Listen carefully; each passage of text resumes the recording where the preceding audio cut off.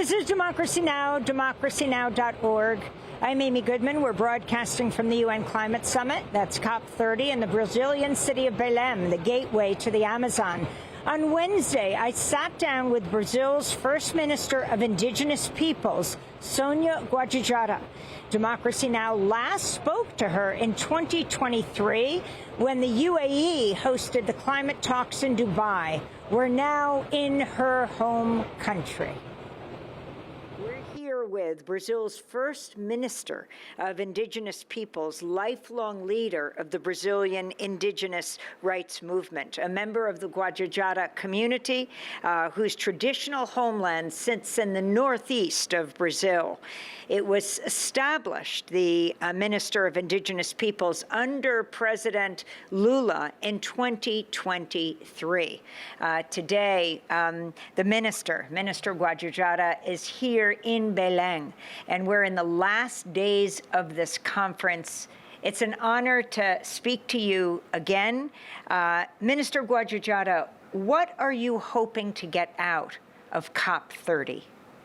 Bom, acho que nós conseguimos já I think resultado. we got an important result. Foi a maior participação There is the indígena da história biggest participation of indigenous peoples in whole COP history, também é uma importante entrega para garantir because o participation protagonismo e a is already an important result to guarantee protagonism and advocacy. E agora nós esperamos nesta segunda semana. But now for the second week, in this final phase, we are expecting the recognition of indigenous territories and the demarcation of these territories as a climate policy, one of the most efficient solutions to confront the climate crisis. On Friday, Indigenous people like yourself stopped the climate summit, saying that their rights weren't being respected. They had a flotilla. They also just blockaded the entrance to COP30. What were your thoughts about that? É por isso que foi importante essa COP acontecer aqui no Brasil. Acontecer aqui na This is why it was important that this conference happened here in Brazil, in the Amazon, não era permitida after manifestações. being realized and organized in 3 countries that did not allow democratic manifestation. And Brazil, as a democratic country, understands that this is important. Social society can and should protest, and we were able to guarantee their participation also inside of the COP. We guaranteed the participation in the Blue Zone of 400 indigenous representatives chosen by its own organization. So the indigenous movement inside the COP, it is represented. But as COP is also not only the Blue Zone, we also have indigenous representatives participating in all the other spaces, such as the Green Zone. We have a space called the Circles People, where we have like a daily program. We also have the COP Village, Aldeia COP, that received 3,500 indigenous peoples lodged there, and we also have programming there for them. And so we estimate that at least 5,000 indigenous peoples were in the city from all over the world, participating in all of these spaces, and also in this People Summit. So it is here out loud that every people can bring their own demands and they can protest, since they respect also the rules of the United Nations. So there are more indigenous people, almost 1,000 registered at this COP, than there have ever been. But there are also over 1,600 fossil fuel lobbyists. What effect does that have? Então, essa foi uma das grandes motivações. So this is exactly one of the biggest motivations that we had to try to guarantee the highest number of indigenous peoples here. When we were in Dubai, we were celebrating 350 people in the Blue Zone, but in the end, we had like 1 indigenous for 7 fossil fuel and mining lobbyists. So we were trying to work we are working harder to try to overcome the Dubai numbers, so that we have one indigenous to each 2 lobbyists of the fossil fuel and mining. So this distance, this gap is getting smaller. So we would like to overcome this and be the biggest participation than them. It's not clear if it's as a result of the protests, but in the last few days, Brazil has recognized the indigenous land rights in a way that it hadn't before. Do you think that is because of the protests that took place last week? Bom, essa entrega é resultado de uma grande articulação do Ministério dos Povos Indígenas. This announcement is the result of hard work and engagement of the Ministry of Indigenous Peoples and the FUNAI, the indigenous agents, so that we can come here with concrete results to show. Besides the land demarcation, entitling, we also announced the commitment to protect and title 63 million hectares in their commitment, the intergovernmental land commitment. And from these 63, 59 million hectares are lands that will be protected or titled by the Ministry of Indigenous Peoples, but we also have more power from the Ministry of Equality, racial equality.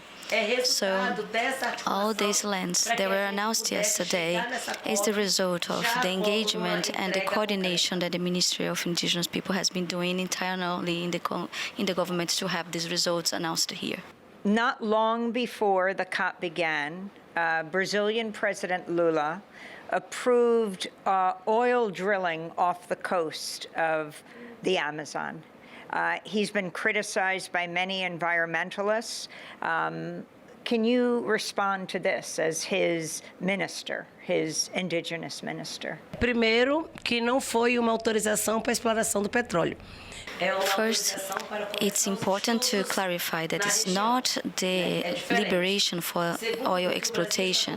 It was the authorization for the studies to understand the impact of the oil exploration in this area. So also it's important to say that the President Lula announced here the phase-out mapping for oil exploitation, so that we could create alternatives and phase out. Because it's really common that sometimes oil will be lacking from some cities, and there will not be any other alternatives for that communities to move. But then it's important to have a clear map and a clear actions, so that we can diminish our dependency of the oil and look for other alternatives, and we are committed to that. President Lula has also talked about a fossil fuel phase-out plan. Do you think this is possible? And what are the forces working against that? É sempre desafio. It's always a challenge. It's not simple, it's hard. Because there is a dispute, a big one, with the economic sectors, so that this change do not happen. So we need to make sure that agreements done at COP and commitments done at COP can tackle this, because the world knows the impact that oil exploitation fossil fuels does, the risk of us achieving the point of no return. But these sectors, the economic sectors, need to understand this is an emergency. So we need to have a clear decision here in this conference to stop depending on fossil fuel. The violence against indigenous land defenders in Latin America is the worst in the world. I'm wondering how you think Lula is dealing with that, how you think it can be dealt with. The number of deaths continues as people try to protect the land. What measures have been taken? O Brasil acabou de lançar o plano. Brazil has just launched a national plan for defenders. We are also working to approve Escazú agreement that passed by the House of Representatives and now is going to the Senate. And we really think it is important that that will be also approved not only by the House of Representatives but also the Senate. And there is a big effort of the Brazilian government and executive power to work to guarantee this approval. We also have a plan to combat the racism that is also being launched by the Brazilian government and a security, like a public security plan, because unfortunately we have in the indigenous territories 60% of the force of the Minister of Justice is there trying to combat violence and attacks in the indigenous territories, but we know that forces like the military forces or security is not the only way of combating the attacks. We need to get public policies to get into the territories, and advancing the demarcation is a way of doing this. You and Alessandra Corda Munduruku and other indigenous leaders took on Bolsonaro in a big way. Can you talk about the significance of him being sentenced to decades in prison and what his presidency meant for Brazil, particularly indigenous people? Foi momento muito difícil. It was a really hard moment for indigenous peoples in Brazil. Together with the neglect and the offensive attack from Bolsonaro, we also had a pandemic where he not only neglected the pandemic, but also he was responsible for some measures that was against us. He attacked our rights, took our rights, so it was a very challenging and hard moment. We reacted, we organized, we were fundamental to be able to destroy fascism. So Bolsonaro now is judged and condemned, and we really expect that the justice will be done. And if he's sent to prison, we expect he will be paying for all his crimes, and that's what we expect, that justice can recognize, and so he can pay for everything he has done against us. President Trump, the President of the United States, has increased the tariffs on Brazil until the case is dropped against Bolsonaro, the case against him attempting a coup against Lula in the same way that President Trump was accused of attempting a coup in the United States. What do you think of Trump demanding that Bolsonaro not go through the justice system, not be imprisoned? Inaceitável, né? Tanto que o presidente Lula foi muito firme. This is unacceptable, and that's why President Lula was very firm, and he has a strong position to defend the sovereignty of our country and to strengthen our democracy.